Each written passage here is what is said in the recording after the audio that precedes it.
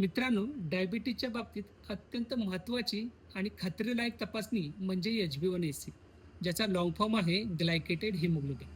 आपल्या शरीरामध्ये जे हिमोग्लोबिन म्हणजे ज्या मात्रेमध्ये आपलं रक्त किती आहे हे तपासलं जातं, ते म्हणजे हिमोग्लोबिन.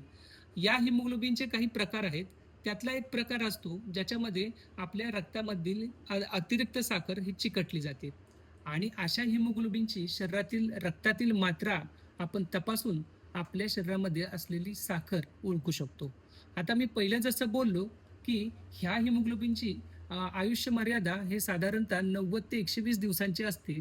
त्यामुळे आपल्याला सरासरी 90 ते 120 दिवसांची आपल्या शरीरातील साखर ह्या तपासणीच्या तुलनेनं काढता येऊ शकते. आणि याचं एक वैशिष्ट्य असं आहे, की ही ॲव्हरेज तपासणी असल्यामुळे याला उपाशीपोटी किंवा जेवल्यानंतर अमुक वेळानेच घेतली पाहिजे, रक्ताची तपासणी केली पाहिजे अशी मर्यादा नाही.